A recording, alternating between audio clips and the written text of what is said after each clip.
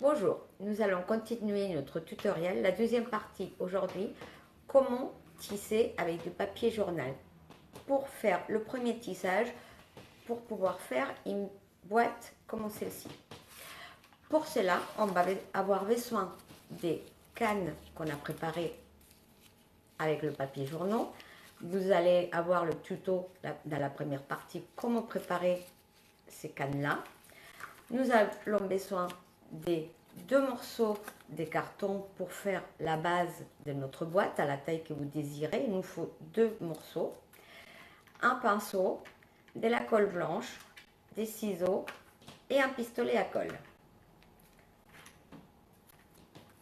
Donc, avec le carton qu'on va utiliser pour faire le fond, on va venir placer nos cannes. Là, je fais des petits morceaux, comme ça vous allez pouvoir vous rendre compte comment on fait. On va venir placer dans les coins nos cannes.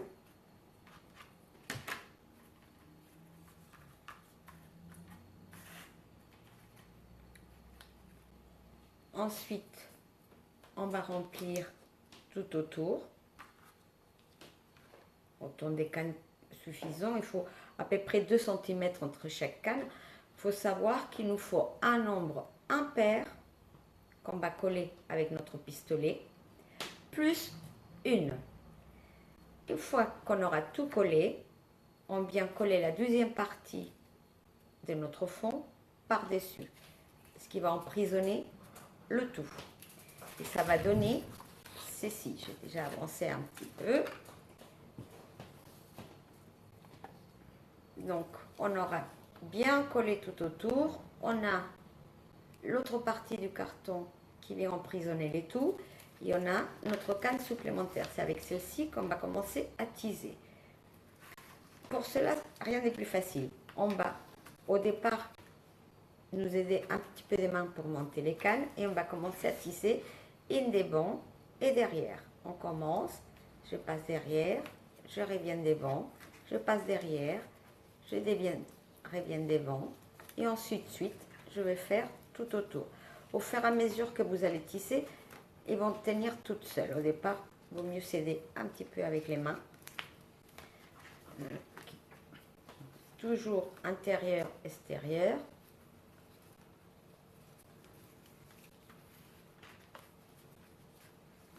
On va faire tout le tour et on va continuer comme ça.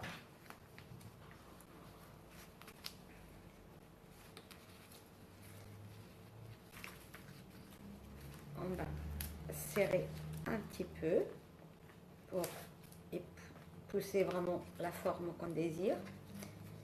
Continue.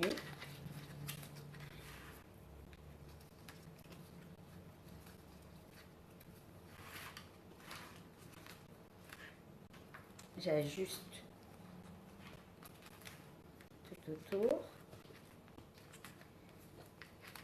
Et quand on a presque fini la canne avec laquelle on était en train de tisser, on va revenir mettre une autre. Pour cela, on prend une autre canne. Pour que celle-ci ne parte pas, on va s'aider d'une pince au début pour la tenir. Après, une petite pince ou alors une pince à linge. Et on va introduire une deuxième canne. Vous allez la plier, mettre un petit peu de colle blanche dans la pointe et l'introduire dans la canne avec laquelle vous êtes en train de tisser. C'est pour ça. Alors, si jamais elle ne s'introduit pas très bien, on peut toujours la plier un tout petit peu, nous aider. Et on l'introduit, hop, c'est collé. Et on peut continuer à faire notre tissage. Donc, intérieur, extérieur, il faut continuer. C'est pour ça qu'on a besoin d'un nombre impair des cannes. Parce que sinon, quand on arrive au tour, on a fait le tour, on se retrouverait au même endroit. C'est-à-dire, si c'est extérieur, on se retrouverait à l'extérieur alors qu'on doit être à l'intérieur. On doit toujours être en train de chevaucher notre travail. Et vous voyez qu'au fur et à mesure que je tisse, mes cannes se tiennent toutes seules. Je vais vous montrer. Voilà ce que ça donne une fois qu'on a continué à tisser, jusqu'à qu'on a l'auteur qu'on désire. Une fois qu'on a l'auteur qu'on désire et qu'on arrive au début là où on a tissé, on va couper si nécessaire et mettre un petit peu de colle blanche et on va venir cacher nos finitions à l'intérieur.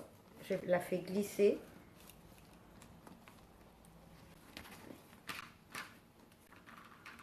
Je peux m'aider de notre...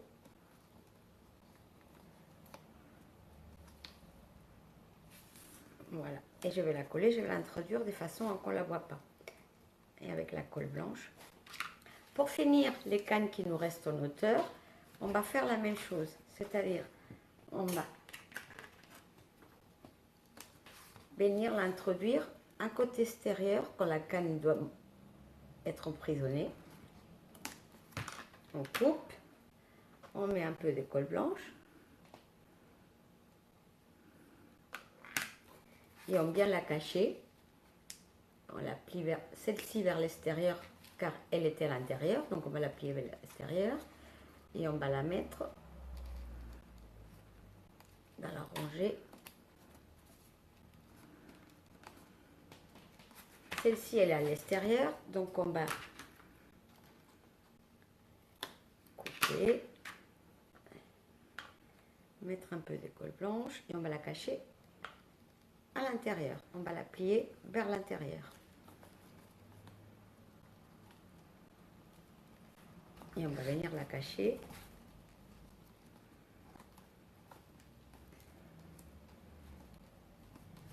Celle-ci est à l'intérieur, donc on va la plier vers l'extérieur.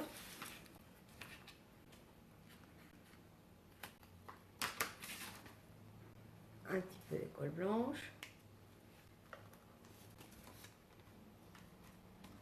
Et on va la mettre en dessous.